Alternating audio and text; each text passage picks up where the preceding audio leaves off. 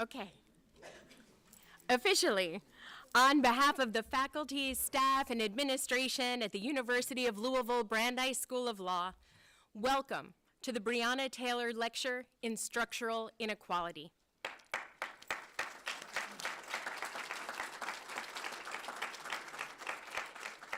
This year's theme is movement lawyering from advocacy to impact. My name is Melanie Jacobs. I started as the dean at Brandeis School of Law on July 1st, and I can tell you that I feel privileged to serve as the dean of the Brandeis School of Law every day. But some days are extra special, like this one, and it is truly a privilege to be here with our guests and with all of you. So thank you so much for taking the time and joining us this evening. And thank you very much for your patience. I promise you, this event is worth it.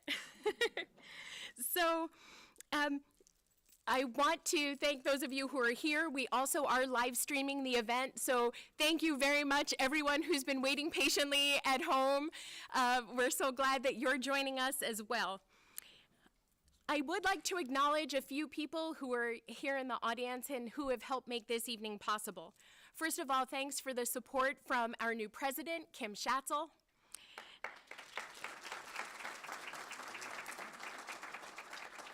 Thank you to State Senator Gerald Neal, right here. We have State Representative Keturah Herron joining us as well. Thank you. And I apologize if I didn't call you. It was as I was trying to put together people walking in and the list. But I do want to take a moment to acknowledge Deirdre and Deborah Owens, who are the daughters of Darryl Owens. And you know that we are awarding the Darryl Owens Award tonight. And I also want to acknowledge Mrs. Owens. So thank you so much for being here.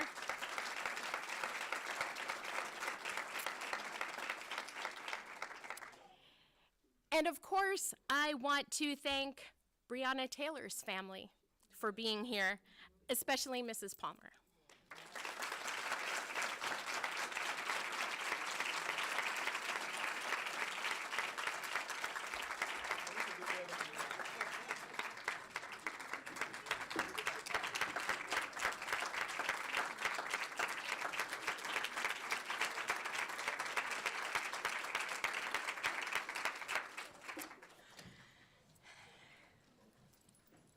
Mrs. Palmer, I extend my sympathies to you because your beautiful daughter should be here. And so I am so grateful that you're here. I thank you for joining us as we endeavor to honor Breonna and honor her legacy. On March 8th, the Department of Justice released its findings after a 2-year civil rights investigation and determined that the city and law enforcement engaged in a pattern of unlawful and discriminatory conduct, depriving people of their constitutional liberties. The DOJ report highlighted the LMPD's use of excessive force, invalid arrest warrants, and stated that the LMPD has, quote, practiced an aggressive style of policing that it deploys selectively, especially against Black people, end quote. The report provided multiple instances in which police used racist and dehumanizing language against Black people.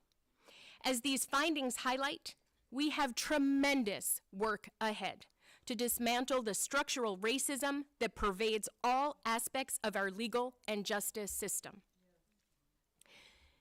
This is a moment when the very fabric of our democracy seems in peril.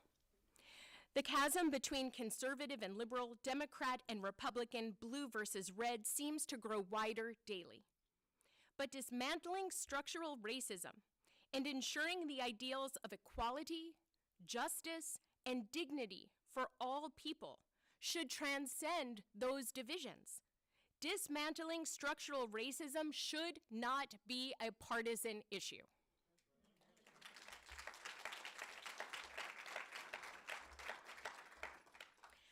So again, I am grateful to all of you for being here tonight. I am especially grateful to Attorney Ben Crump for joining us to share his strategies and ideas to help us do this important work to overcome structural inequality. Before I introduce our next speaker, I would be remiss if I didn't thank Kyle Durbin, who is doing the live stream, who has put all the graphics together, who coordinated all of the invitations, and Tracy Cole, who is our events coordinator, who's done an extraordinary job, so I thank them. As well as Professor Cedric Powell, who, along with our next speaker, helped organize this event and has done a fabulous job.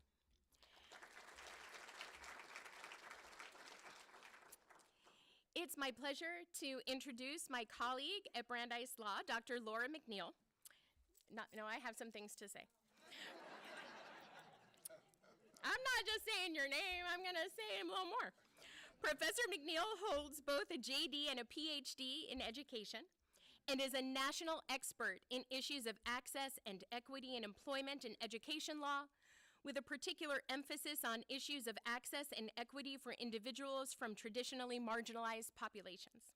You also may recognize Professor McNeil from TV. She's appeared on CNN, MSNBC, CBS, NBC, among others. Dr. McNeil has published extensively on the intersection of bias in the law and currently conducts anti-bias workshops for educators, students, lawyers, judges, nonprofit organizations, and various other sectors. She's received numerous fellowships and honors, including the prestigious University of Louisville's Distinguished Faculty Award for Outstanding Scholarship, the Washington University Employment Law Achievement Award, and a 2-year Stafford Faculty Fellowship for the National Institute on Leadership, Disability, and Students Placed at Risk. I will also note that Dr. McNeil gave last year's Breonna Taylor Lecture. And she was really instrumental in organizing tonight's event. On so many levels. So I am incredibly grateful and proud to introduce my colleague and my friend, Dr. Laura McNeil.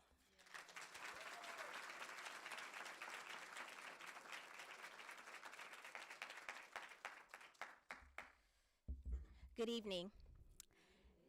Thank you so much for coming. So I am beyond excited, I am honored, I am privileged to introduce today's keynote speaker. Today's keynote speaker is known worldwide as a top civil rights attorney and a stark advocate for social justice. Listed among the most influential people by Time 100, Ebony Magazine's Power 100, Most Influential African Americans, the National Trial Lawyer's Top 100 Lawyers, the Newsmaker of the Year. Attorney Ben Crump is also, as we all have often heard referred to, as Black America's Attorney General. So through his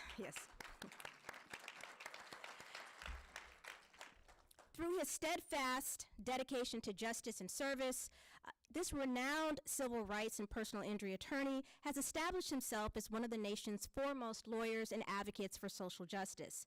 His legal acumen has ensured that those marginalized in American society are entitled to the same rights and privileges as others.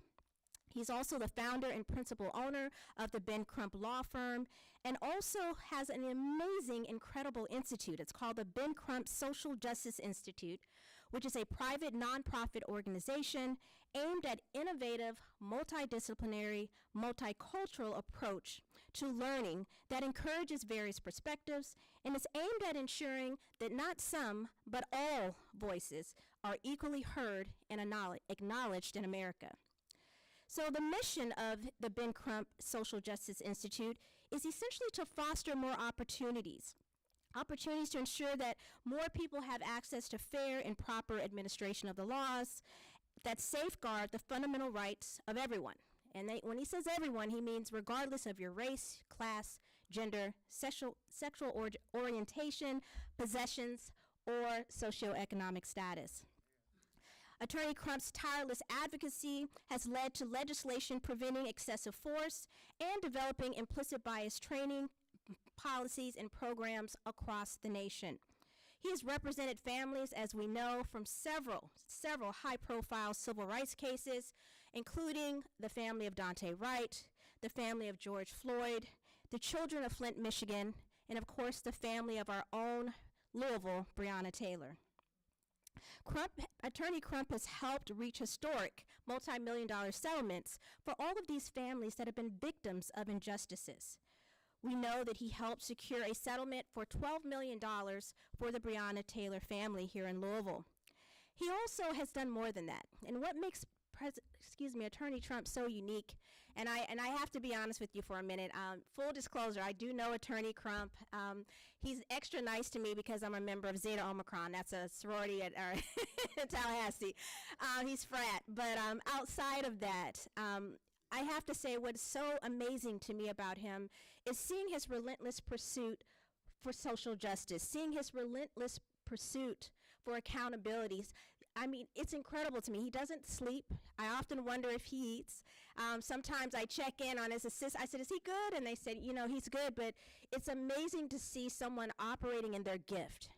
He is here operating in his gift, and his gift is to make a difference. His gift is to be a voice for the voiceless, and his gift is to be a servant.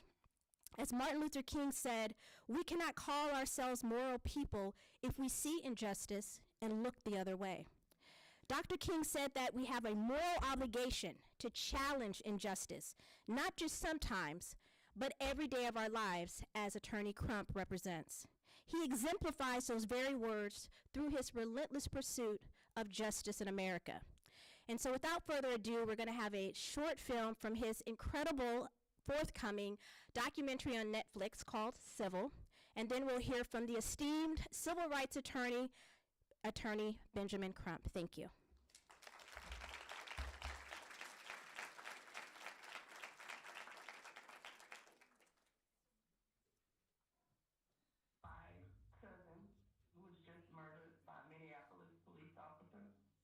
His name is George Terry Floyd.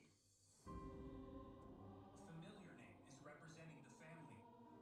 Renowned civil rights attorney Ben Crump. America is a capitalistic society. The one thing that America understands is money. If you can make them pay higher values, they will stop killing black people. It would be an impediment. Mama, we out here on John's farm because we fighting for the black farmers. Will you taught how to use the products from Monsanto? No. People seek me out because they want somebody they feel they can trust. It's not just fighting racism and discrimination in these police shooting cases. It's fighting racism and discrimination wherever it rears its ugly head. We gotta try to not just be a spectator on the sideline. Get into the arena and do so. I have been given influence for a reason, and shame on me if I don't use that influence.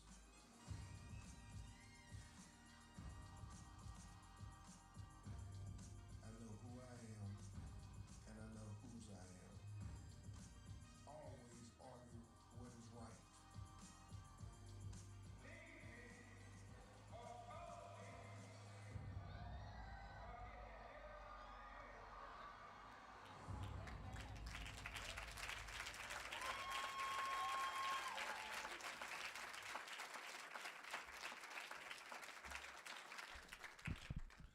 Thank you very much.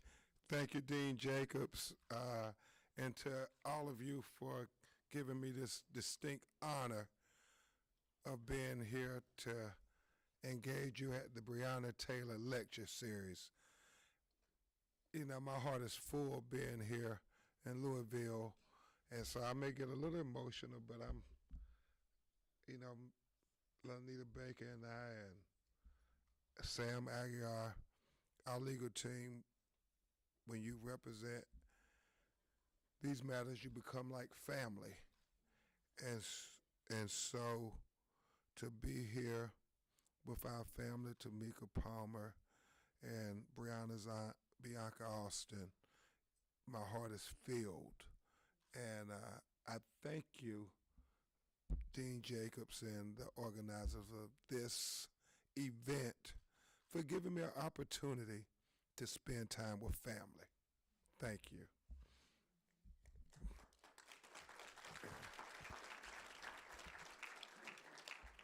And before I start my conversation, I just want to take a point of personal privilege to thank a few special individuals.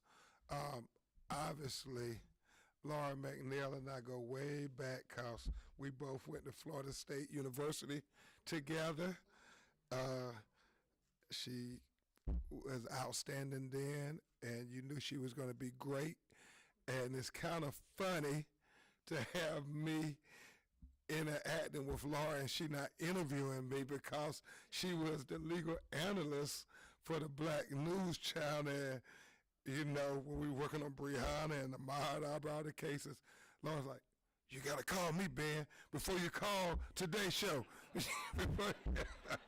and she would always get the interview, and she would always use her platform to give a voice to the voiceless. So thank you for that gracious introduction, but thank you for using your influence, Laura McNeil, to make the world better.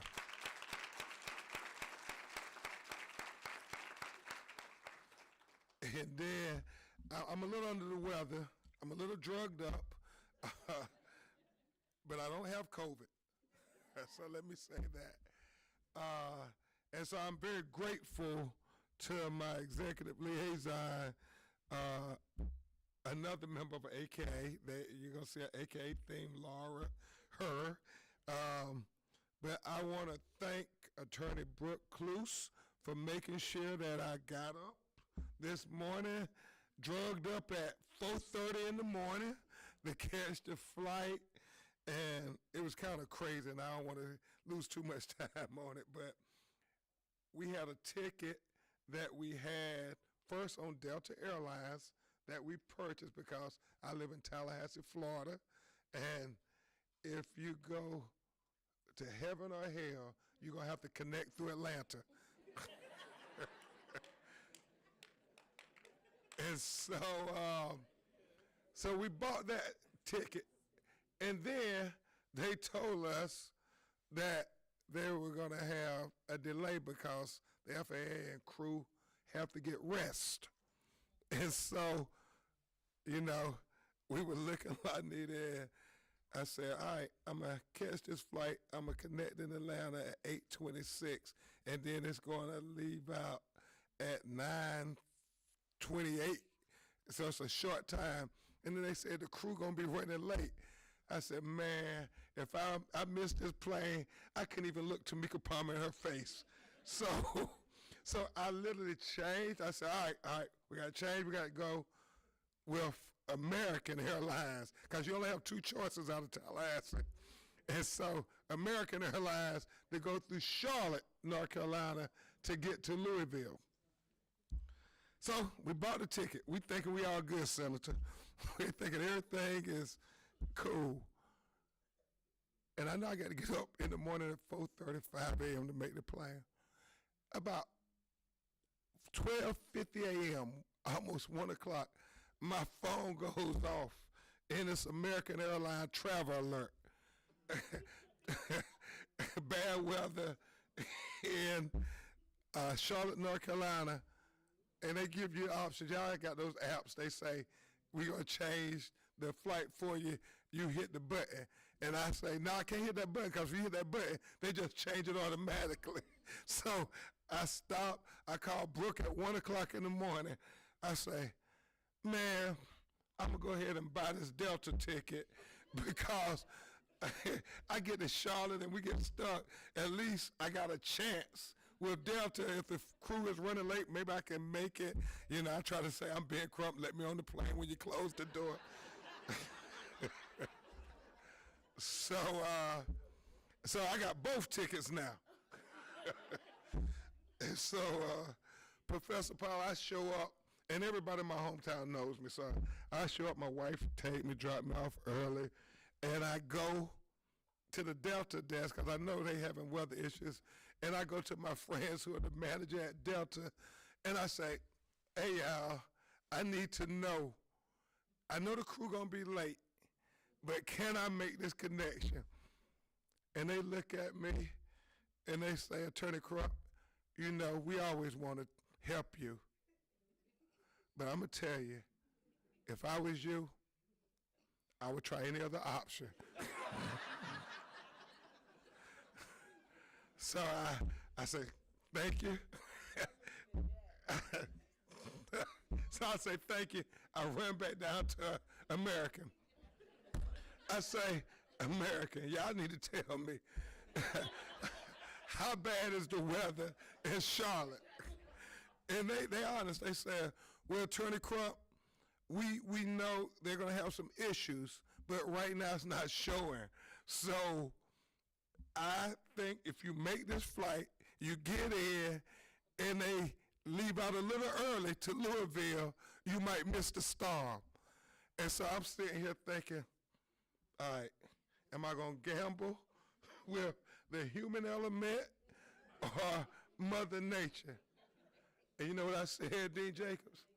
I said, God on my side. And so I went to Charlotte, and God got me here.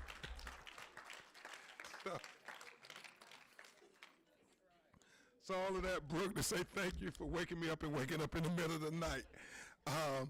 And then I certainly want to thank Senator Neal and Representative Herron for the incredible leadership that they displayed as we fought for justice for Breonna Taylor. They deserve a great round of applause.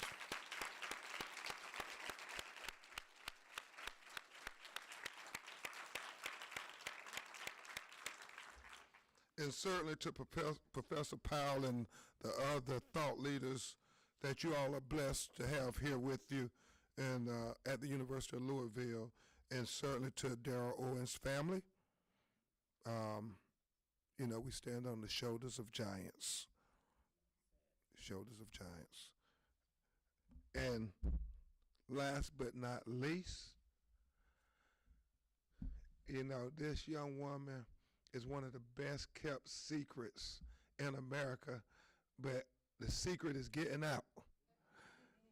I mean, she was thrust on to the national scene when she so gallantly fought alongside Sam Aguiar and I, and Thurgood Marshall, my personal hero, would always say this about one of my just sheroes, Constant Baker Motley. He would say, when he would introduce her, he would say, she's not only the most beautiful one amongst us, she's also the most intelligent one amongst us. My co-counsel, my dear friend, a great lawyer, a better human being, and the president of the National Bar Association, President Lonita Baker. Yeah.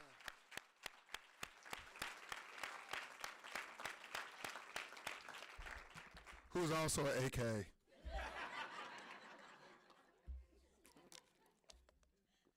So with that, I will try to have a brief conversation with you to talk about how we can make a better world for all of our children. And the title of my discourse for you this evening would be Martin Luther King Legal Advice. And thank you to Professor McNeil. She gave you a pretext from the scripture and the verse, as we say in the Baptist church, about what I'm going to talk to you about. And that is this legal advice that Martin Luther King gave to the world from the letter from the Birmingham jail, which in about 10 days will mark the 60th anniversary. Martin Luther King, in that letter from the Birmingham jail, which I think is one of the greatest essays ever written in the course of human history. I mean, it is a remarkable document when you go back and read it. Hopefully, you will take time as we come upon this anniversary to read it. And you must remember the context at which he wrote that letter. Obviously, he was sitting in a jail cell because he was fighting for black people to have the right to vote. It's ironic how hard we're having to fight today, thinking 60 years ago, Dr. King and them were fighting for every person to have a right to vote. Senator Neal, he was there in the jail cell, and his attorney, another great National Bar Association past president, Fred Gray, came to the jail, and he snuck him, Tamika, the front page of the Birmingham newspaper. And it had an article, op-ed written by the clergy from there in Alabama. And, you know, it's kind of deep when we think about how we romanticize Martin Luther King now, that he was so loved, that everybody loved him, that they welcomed him with open arms. Now, Martin Luther King was, during his day, one of the most hated men in America. I mean, he was somebody who was trying to make change, and people often are very resistant to change. And they call Martin Luther King everything but a child of God, even his fellow clergy. And they wrote this op-ed, and in that op-ed they said Martin Luther King, and I understand this too well, Lonita, they said he an outside agitator. Won't he just go back where he came from? We don't need him here. He should be patient. We should just wait. Things are going to, change. We just got to give it time. He a rebel-rouser. They called him a race baiter. And they called him a troublemaker, that he was bringing violence to Alabama. Imagine that.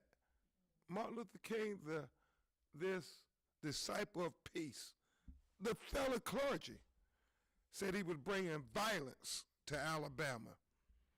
And so he should just mind his own business. And Dr. King read it, and Fred Gray slipped him one piece of his sheet of his legal pad. And Dr. King started to write a response back to the clergy. And he wrote it front and back, and then he wrote it on some edges of the newspaper. But many people are mistaken because they think Dr. King was just talking to those clergy members in Alabama who was criticizing him. No.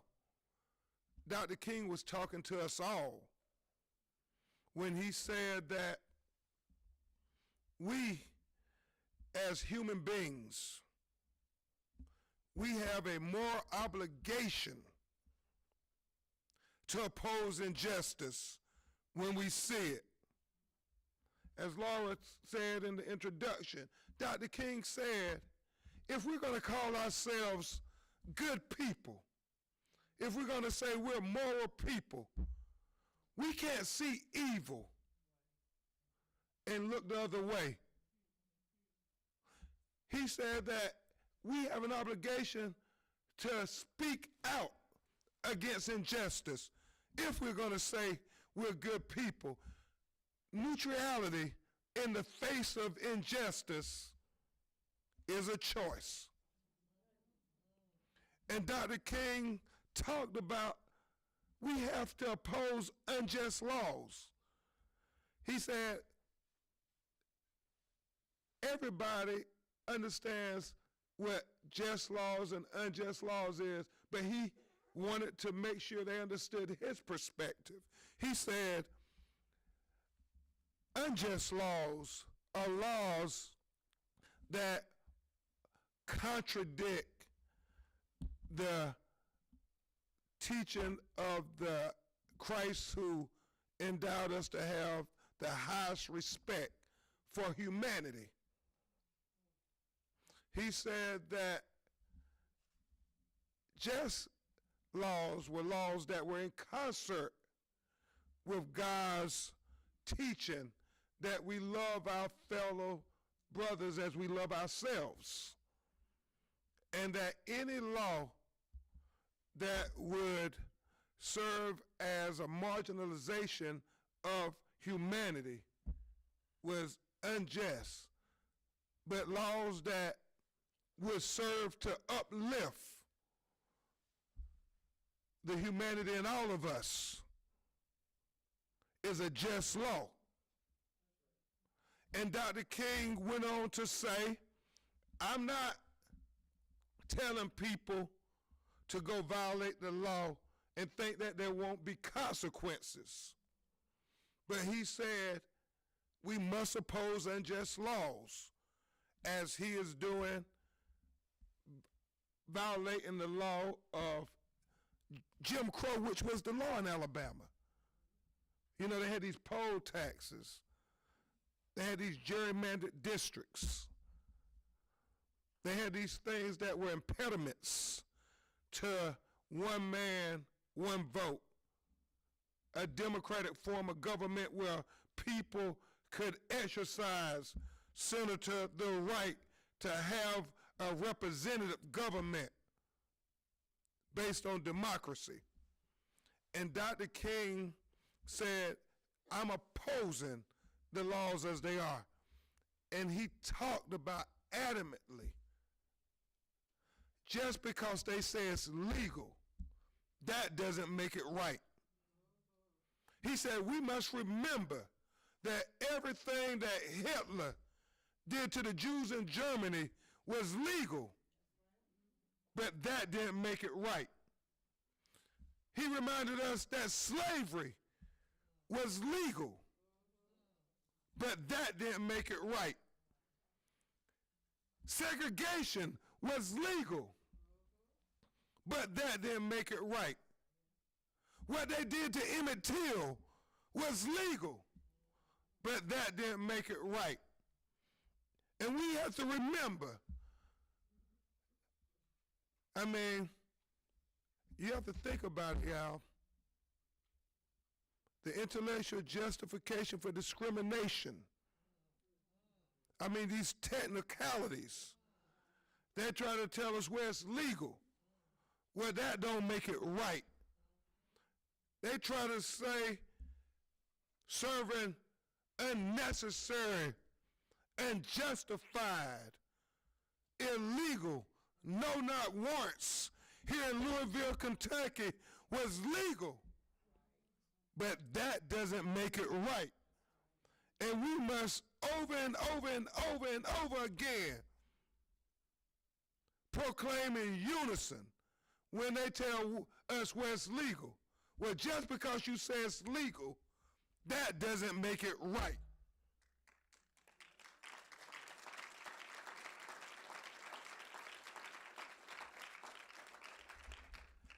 And as my grandmother taught me, she said, baby, when you get a chance to speak truth to power, you do it.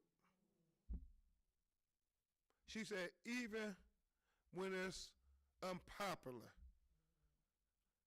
even when you're nervous, even when your knees are shaking and your palms are sweaty, Bianca, she said, when you get a chance to speak truth to power, you do it, baby, you do it. And see, you all here assembled at the University of Louisville, this higher institution of learning, are very powerful people. And shame on me, if I had this opportunity to speak at this Breonna Taylor Distinguished Lecture series and didn't come up and speak truth to power. And so, with her family standing here, I will tell you what I said at the ABA Judicial Council when they asked me to come and speak, because I don't ever want to come into a room and speak to people who have power to make a difference in the world and make a better world for all of our children, and don't take that opportunity. And so when I was at the Judicial Council, I told them, Tamika, I said, you know, it is troubling. It is very troubling what the Louisville Metropolitan Police Department did, and the fact that they lied on this probable cause affidavit to entice this judge to sign the no-knock warrant for them to go kick in Breonna Taylor's front door of her apartment at 1 o'clock in the morning. It was terrible. It was evil and it was criminal. But I said, as Dr. King often reminds us, we all have a role to play in this struggle for liberty and justice. Each and every one of us. And we cannot say, well, we didn't bear any responsibility, because I think we all have to take account when tragedies happen. And when I was talking to those judges, Lonita Baker, President Baker, I told them, judges have a responsibility to take a review of these no-knock warrants that they're signing that come across their desks. And when they gather in their judicial council and they see that an extraordinary, disproportionate amount of the no-knock warrants that I believe is an affront to the Fourth Amendment rights, constitutional rights of unlawful searches and seizures, when they see that a disproportionate number, I think, Lonita, it was almost 85%, it was a ridiculous number, was only against black people. Then they have an obligation to say, hold on, do you mean to tell me that only the minority people in Louisville, Kentucky are committing crimes that will warrant us to sign no-knock warrants to go kick in their doors, and nobody else? You see, it wasn't just in Louisville, and that's why I was saying it when I was at the ABA Judicial Council, because we saw in Minneapolis, Minnesota, the year after Breonna was killed, when Amir Locke was killed, they wanted kicking in the doors of black people in Minneapolis too, and probably most places in the United States of America. If you take study, you will see that they are not kicking in the doors of our white brothers and sisters. And if it's not acceptable or legal or constitutional to kick in the doors of our white brothers and sisters, then why is it allowed or legal or constitutional for them to kick in the doors of our black brothers and sisters? Because we always have to speak truth to power. And I would hope, Professor Powell, by me having the audacity to sit in a room full of judges, I need some who I'm probably going to have to go in front of, and tell them that they have an obligation to go do an audit of all the no-knock warrants they signed, and to take account for what their role is in trying to make a better world for all of our children. Hopefully, Tamika Palmer, hopefully, and I pray, them doing that there might save another black child from being killed by an unconstitutional no-knock warrant. And we all have to do that, y'all. We all have to do that. And yeah, it might be some backlash, but people didn't sacrifice for us to be able to get this great education and not use it when it matters most. I always believe when I talk at these commencements and so forth, reminding the audiences that education is of no value if we keep it amongst the educated.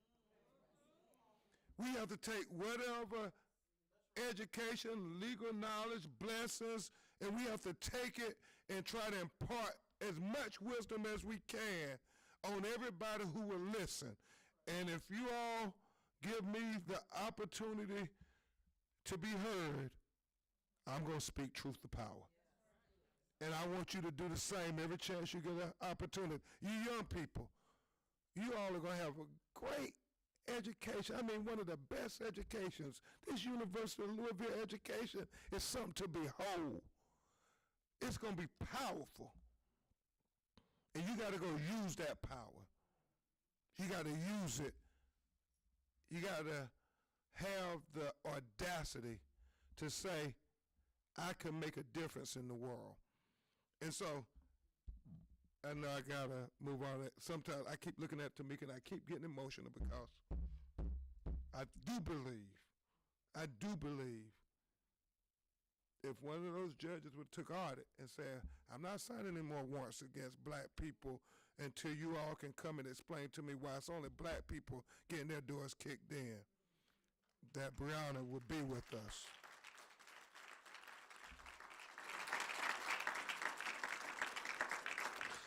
And we have to be strategic. I know this is about trying to impart wisdom on how we can be better.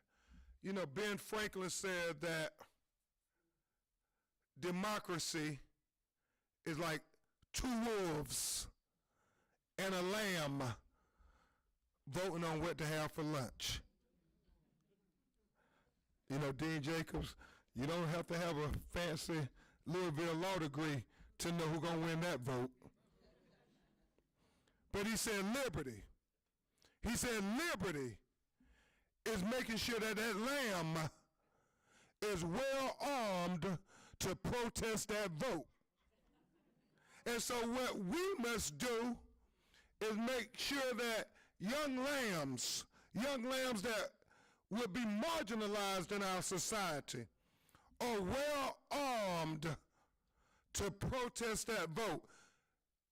Not well armed with guns or bullets or any means of violence, but that they are well armed with intellect, that they're well armed with diplomacy, that they're well armed with strategic thinking. Because we have to make sure that our children are well armed to protest the school-to-prison pipeline. We have to make sure that our children are well armed to protest the prison industrial complex. We have to make sure that our children are well armed to protest voter suppression. We have to make sure that our children are well armed to protest denial of access to health care. We have to make sure that our children are well armed to protest denial of access to education. We have to make sure that our children are well armed to protest environmental racism. That will see little black and brown children growing up in South Central Los Angeles have a third of the lung capacity than little white children living 15, 20 miles down the road in Santa Monica, California, because we have made it legal for toxic, pollutant, poisonous chemical plants and factories to be able to be housed in neighborhoods where our children get up and play and go to school and live every day, breathing in those toxic chemicals and those pollutants in the water. And so what we have to do is make sure our young lambs will be ready to say, hell no, not on my watch. I have an education. I have influence. And what good is it if I don't use this influence when it matters most? So that's what we have to prepare our young people for. We have to prepare our young lambs to protest against reproductive rights injustice. I mean, as I wrote in my book, in Tennessee, in 2016, you had judges standing up in open court telling black men who had been charged with trumped up felony convictions, and I do mean trumped up,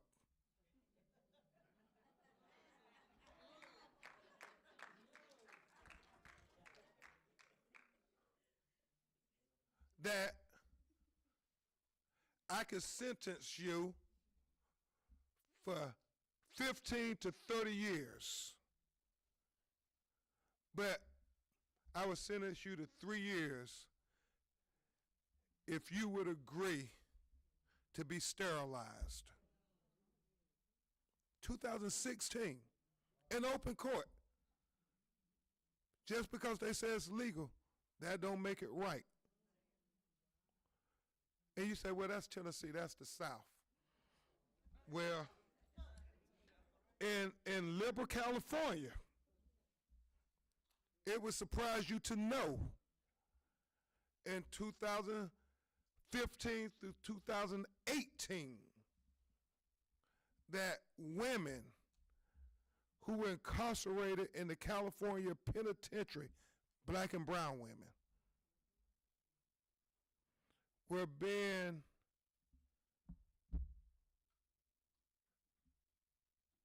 forced into medical treatment where they were being given,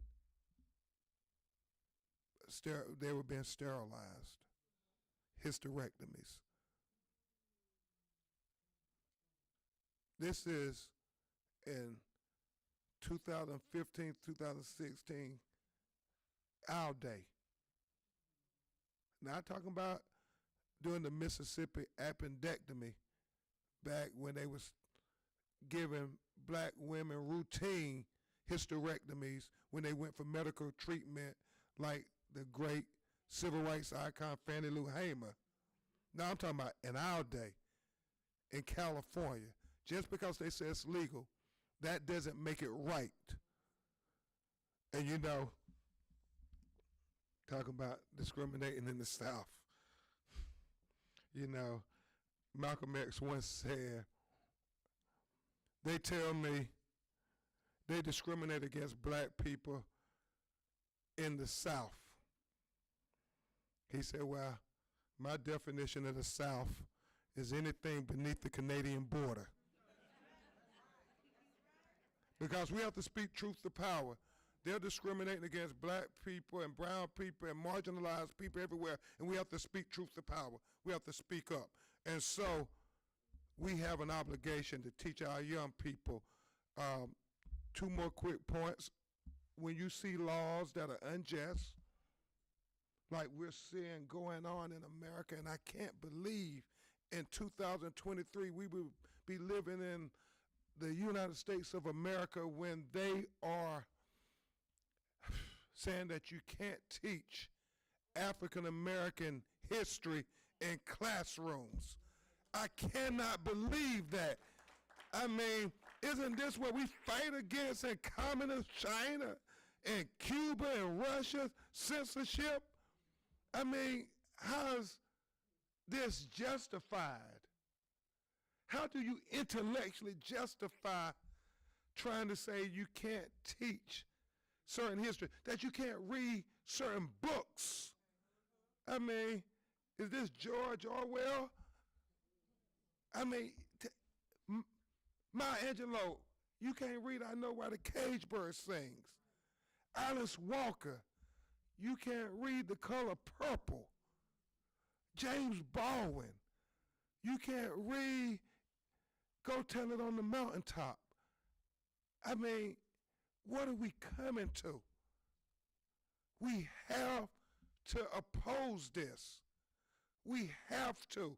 We can't call ourselves good people and see this evil and this injustice and not speak up, look the other way.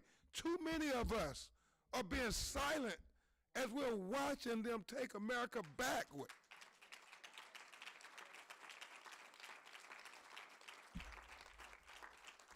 My God, it's not just important for little black children to learn about black history, but it's important for little white children and little brown children and all children to learn about all our history.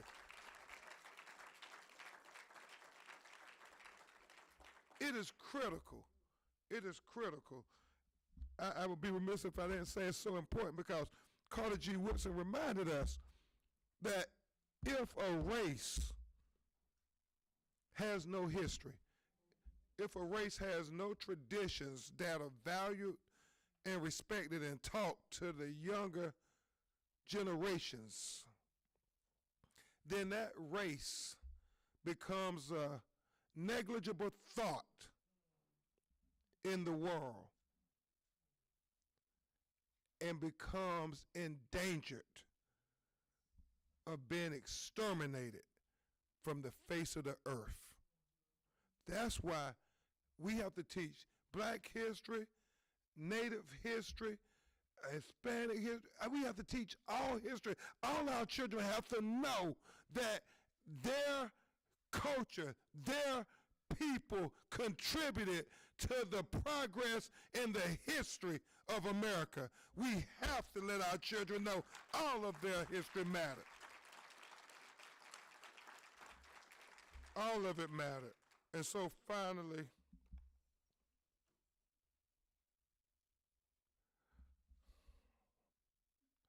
I do it in two parts. I think that we always have to be proactive. It's not enough to be reactive. There was a book that was written, and I was out speaking in California, and a young person shared it with us, Bianca, and it was profound. The name of the book is titled Upstream. And the basic gist of the book is this.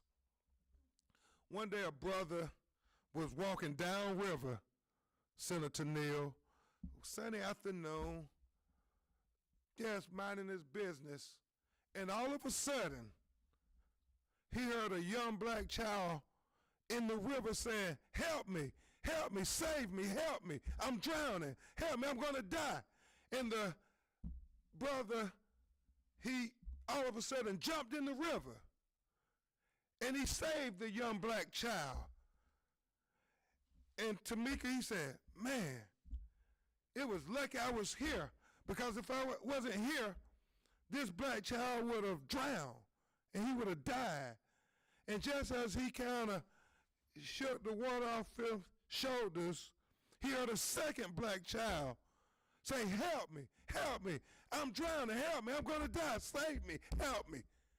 And then all of a sudden, he jumped into the river, and he saved the second black child. And he pulled him out the river. He said, "Oh, thank God I was here.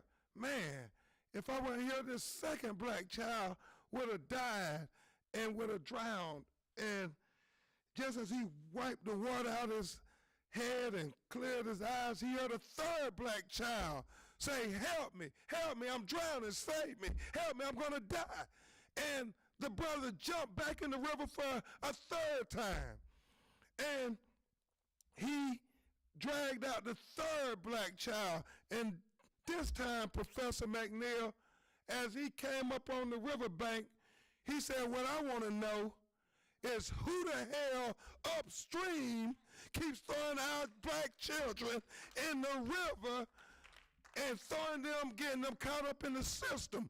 Because once they're in the system, it's too late to save them all. So we got to be proactive, and we got to go upstream to prevent them from putting our children in the school to prison pipeline, for putting them in the road to be a menace.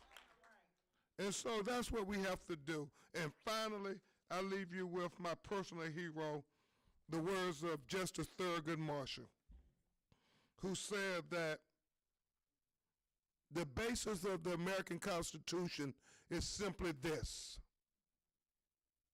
He said that a black baby born to a black mother,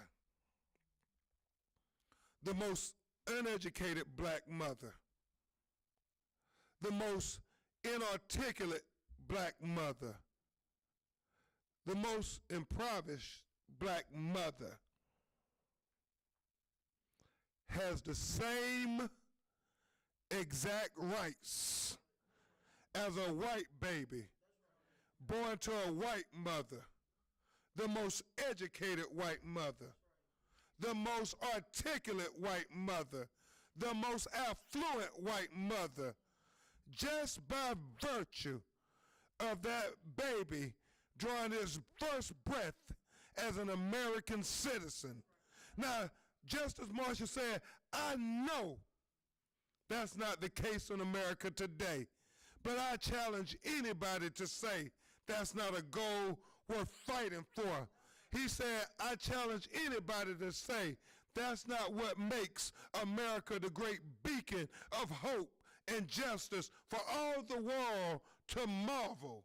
So when we fight for the Breonna Taylors of the world, when we fight for the George Floyds of the world, we fight for the Tyree Nichols of the world, we fight for the Trayvon Martins of the world, we fight for the Eric Gardners of the world, we fight for the Pamela Turners of the world, when we fight for the 14-year-old Tamir Rices of the world, when we fight for the Stephon Clarks of the world, when we fight for the Atiana Jeffersons of the world, when we fight for the Walter Scotts of the world, when we fight for the Alta Sterlings of the world, when we fight for the unknown Breonna Taylors of the world, when we fight for the unknown George Floyds of the world, when we fight for whom my grandmother often referred to Tamika using the biblical reference, when we fight for the least of these, then we help America live up to its creed. We help America be the great beacon of hope and justice for all the world to marvel. But most importantly, brothers and sisters, what we do is help America be America for all Americans.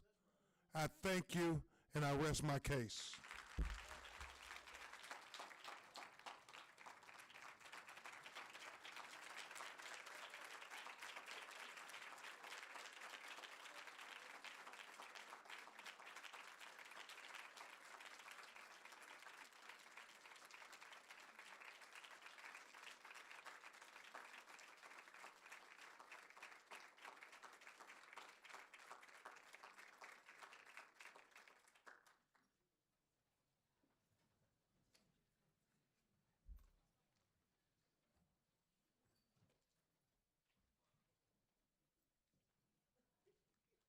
Amen.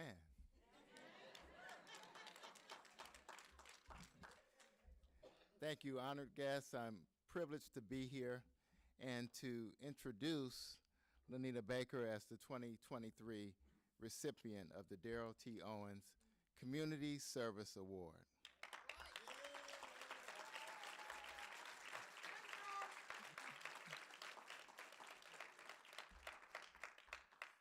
I have the distinct honor and privilege on behalf of Dean Jacobs, the Brandeis Law School community of faculty, staff, and students of recognizing Lonita K. Baker, distinguished alumna and president of the National Bar Association, as the recipient of the 2023 Darryl T. Owens Community Service Award. The inaugural recipient was the artist and activist Amy Sherrill, whose extraordinarily philanthropic generosity made possible the scholarship fellows that we will recognize later in the program.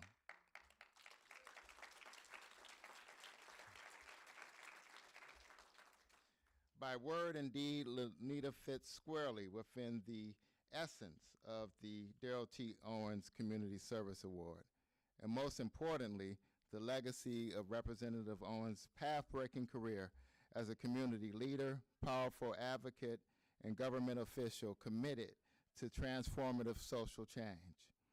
Just last month, the law school awarded the Brandeis Medal to Sherilyn Eiffel, Ford Foundation Fellow and Emerita Director Counsel of the NAACP Legal Defense Fund.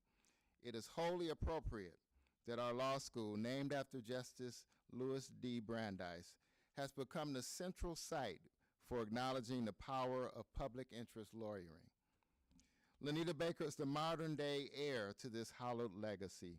Let me offer a few brief remarks about how Lonita connects to this legacy of empowerment. We must acknowledge and embrace the impactful contributions of Darryl T. Owens. He was a pathbreaker in every sense of the word. He was a public citizen of the highest order, a public servant who served in the Kentucky House of Representatives from 2005 to 2019, a lawyer whose career reads like a cavalcade of impressive firsts for Black people. He was the first Black assistant prosecutor of the Louisville Police Court, first Black assistant Kentucky Attorney General, first Black judge of the Fiscal Court, first Black president of the Legal Aid Society, and the first Black to serve countywide in the as the Jefferson County Commissioner. It is important to note that Mr. Owens was president of the NAACP Legal Defense Fund, Louisville branch, during the tensions resonating in this city during busing. He also helped calm tensions during the late 60s, during the protests of the 60s. In 1985, he became the first Black person to run for mayor of Louisville. Representative Owens was a champion in opening space for those who have been excluded. He is the consummate example of a transformative change agent. And he represents how Louisville can be transformed through progressive activism. Lonita Baker is heir to this tradition of advocacy, activism, and empowerment. Lonita was my research assistant, and she worked on early research that ultimately led to my recent book. As a professor, the highest honor that you can receive is to see your students go out and contribute to the public good and transform the world. It is this type of lawyering that brandishes our institutional mandate of public service. It is especially gratifying to me to see her on a national stage as a well-respected leader of the National Bar Association. Lonita's exemplary career as counsel, advocate, transformative movement lawyer is a beacon of hope to us all.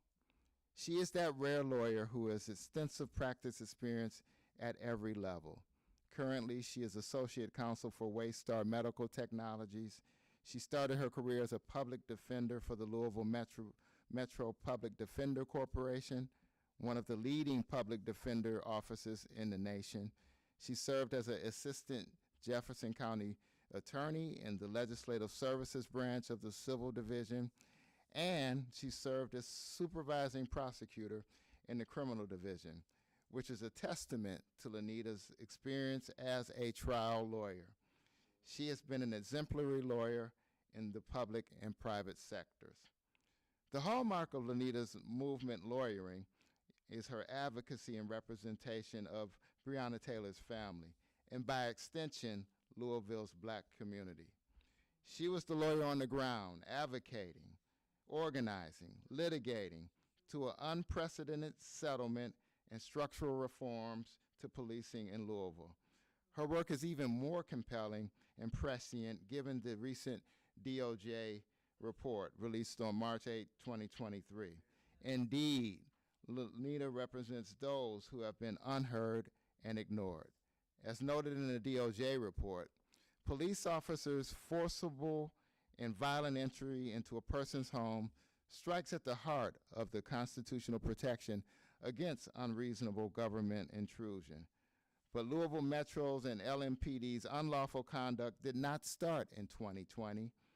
As an LMPD leader told us shortly after we opened this investigation, quote, Breonna Taylor was a symptom of problems that we have had for years.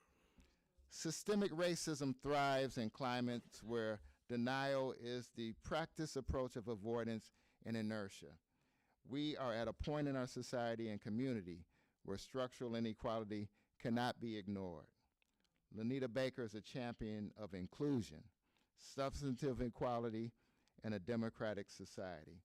Her visionary leadership of the NBA is a shining example of how lawyers, especially African American lawyers in all areas of practice, can make a difference. Please join me in welcoming the esteemed recipient of the 2023 Darryl T. Owens Community Service Award, Lonita K. Baker.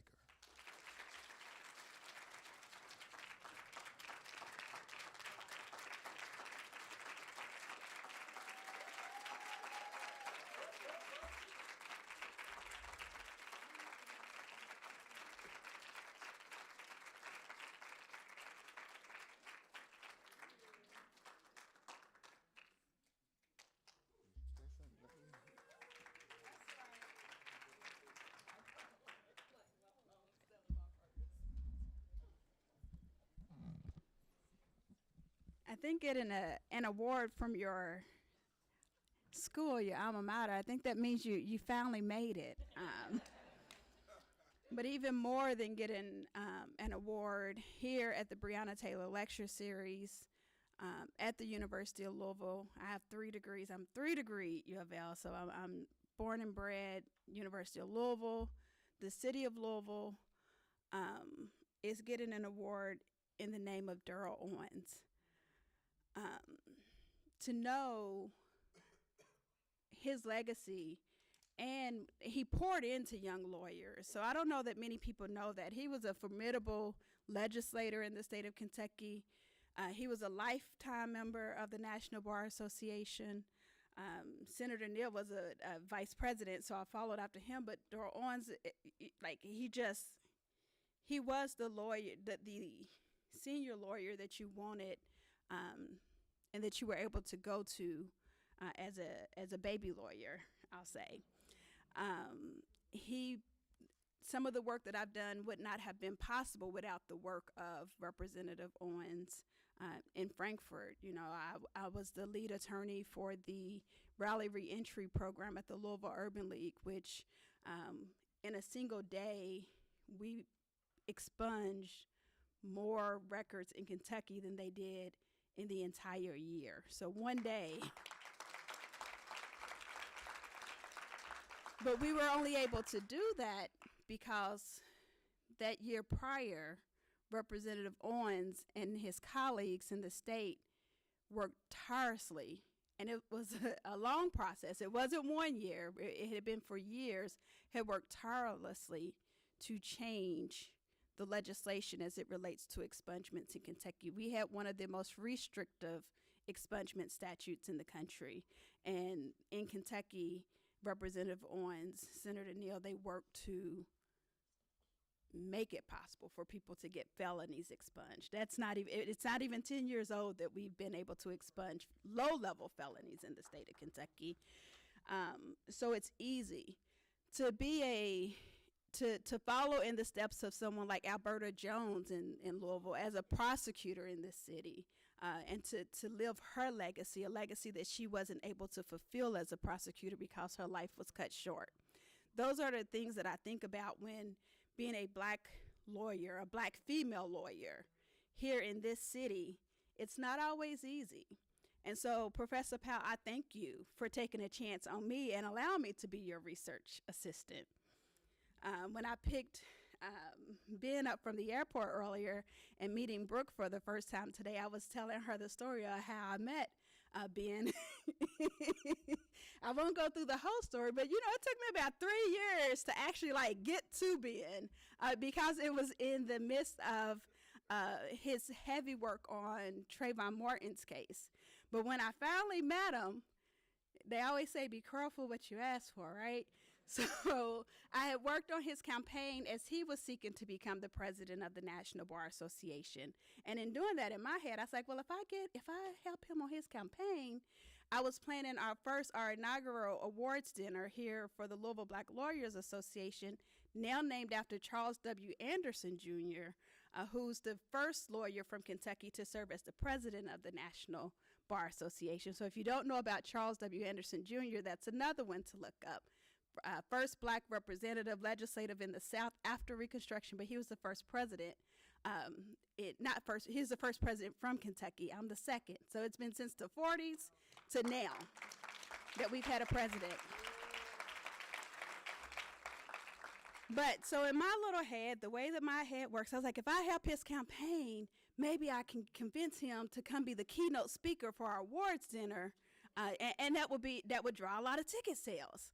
And it worked. His campaign was successful. Our dinner was sold out. Like, everyone's here, everyone's proud, everyone's getting their awards. And as he's giving his speech, he announces, oh, and, you know, President Lonita Baker, because I was the local president then, President Lonita Baker has graciously agreed to be my chief of communications. And I was like, when did we talk about that? Because we hadn't talked about it. But he announced it in front of a room full of my colleagues. My boss at the time was there, and I was like, well, I guess I'm the chief of communications for next year. But I say that too to say thank you, Ben, for taking a chance on me when I didn't even know that I had that in me. I didn't know, like, when I helped you with your campaign, I didn't have future president on my forte. And so a couple of months ago, I didn't. A couple of months ago, one of my good friends from undergraduate, and one of my best friends, she said, you know, when you decided you was going to go to law school, is this what you envisioned? I was like, no. I was like, in my head, I applied to law school. I was going to be the first, like one of the first big black female sports agents. I was going to be Nicole Lynn, right? But I went through law school. I got through law school. I became a public defender. I enjoyed it. So it's the old saying, tell God what your plans are, and he's going to show you what your plans are, or he's going to show you what his plans are. And so I never saw myself as president of the National Bar Association. I never saw myself representing one of the biggest cases in 2020. So thank you, Tamika Palmer. And I know Bianca probably had a lot to do with you actually hiring me, because Tamika will tell y'all she didn't like me when she first met me. She probably regrets that she told me that now, because I tell it all the time. But she went with me. Like, she saw something. So Tamika Palmer saw something in me that said, this is who's going to lead the fight for justice for my daughter. But it was that prior relationship that I had built with Ben that allowed me for Sam and I to say, Ben, will you come in and will you help us with this case? And so it's the path that God has laid out for me that has gotten me here, because I did not see any of it. And so I've made it. I've gotten an award from my alma mater, and it's in honor. It's in the name of one of my true idols, mentors. I tell young lawyers, people always ask about mentors. I know there's some students in the room. People always ask about mentors. Don't ask people if they will be your mentor, because the word alone scares people off. Just start asking people questions. They answer them, and by that way, they become your mentor, and they don't even know it. So, Darryl Owens, I never told Darryl Owens and never asked Darryl Owens to be my mentor, but anytime I asked Darryl Owens a question, he answered it. And so, he was my mentor, and he helped me get to where I am. So, I thank you all.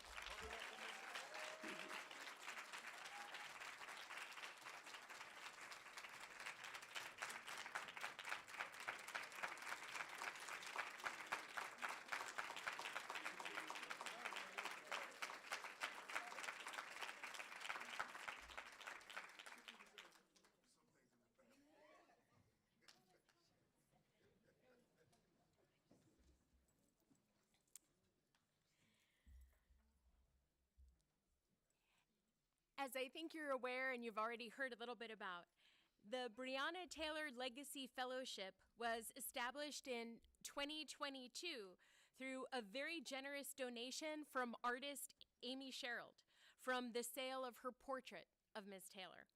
And Ms. Sherald, I'm not sure if you are watching the live stream, or maybe you'll watch the recording, but I really wanted to take a moment to thank you. Thank you for your generous gift.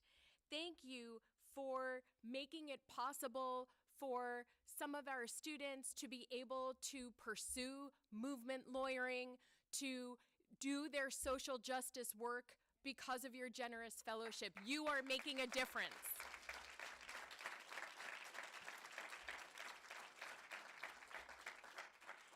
This is the very first year that we are, since the gift was given in 2022, this is our inaugural class of Breonna Taylor Fellows. And recipients had to complete a very competitive selection process and demonstrate dedication to social justice work in the legal field. For 2023, 2 students are receiving the Breonna Taylor Legacy Fellowship. And I believe that they're here. I'm looking out so that we can recognize both Jasmine Jones. Jasmine!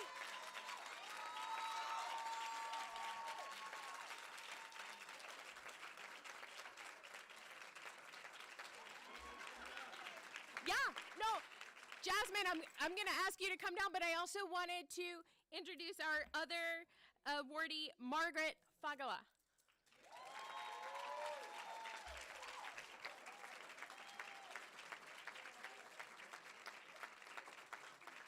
Come on down so we can get your picture. Congratulations.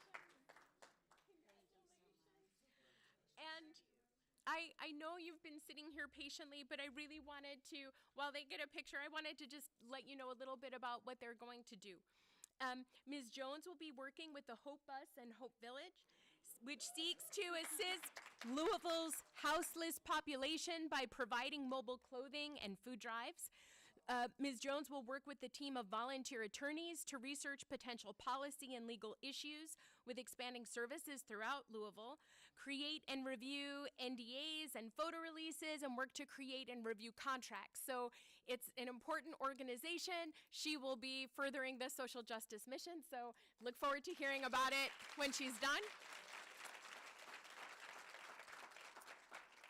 And Ms. Fagala will work as an intern with the North Carolina Prisoner Legal Services, where she'll be responsible for a number of tasks. There are a variety of things that NCPLS does, so NCPLS, sorry about that. There are 4 different teams, including the civil team, long-term incarceration, post-conviction team, and the Safe and Humane Jail Project.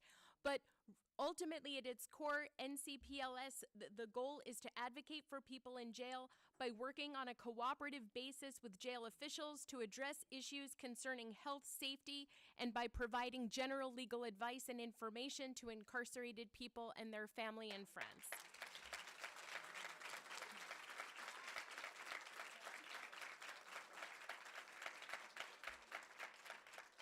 Thinking about what Mr. Crump told us earlier, I think that these are 2 fabulous fellows who will be furthering the work that he advocated us to do. And I'm going to turn it back to Dr. Laura McNeil for closing remarks. Congratulations again.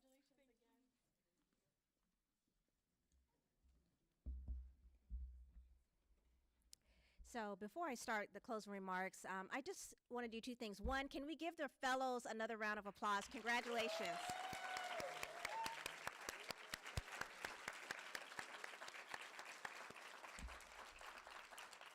I was fortunate to serve on the committee, and it was a very, very competitive pool, so I'm very happy about that.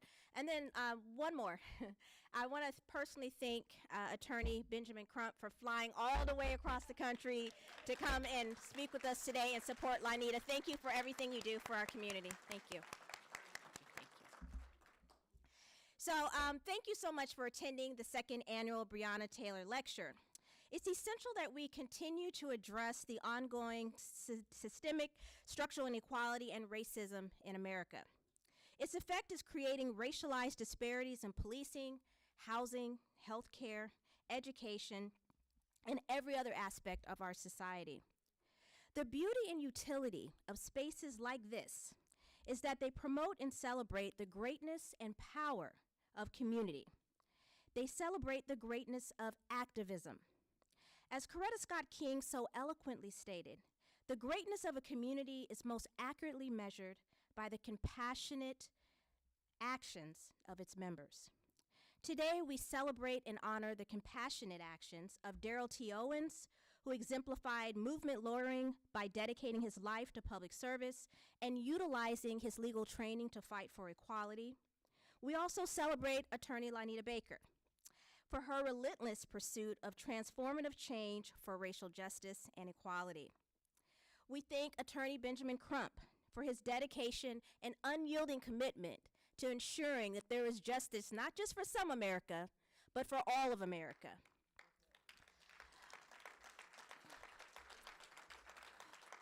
We also celebrate the courageous, amazing, relentless spirit. If anyone exemplified a mother's love, it's Miss Tamika Palmer. So we celebrate you today as well. And lastly, we celebrate our fellows who, through training and mentorship, will be well positioned to be on the front line as social justice advocates, policymakers, and leaders. Dr. Martin Luther King said something that really resonated with me. He said in his 1985 book, A Testament of Hope, that justice for people of color will not flow into this society merely from court decisions, nor from fountains of political oratory. America must recognize that justice for Black people cannot be achieved without radical change. And radical change must come in the forms of our structures, policies, and practices in society. So I encourage all of you today, be willing, strong, and brave enough to fight for substantive equality without ceasing. We must never yield to social injustices. For one to be free, we can never be free as long as others are oppressed. It is my hope that each and every one of you today will be inspired to fight the good fight, and as John Lewis says, to get in a little bit of good trouble. It only takes, and remember that it only takes one person to mobilize the community and inspire change. You can make a difference. Thank you.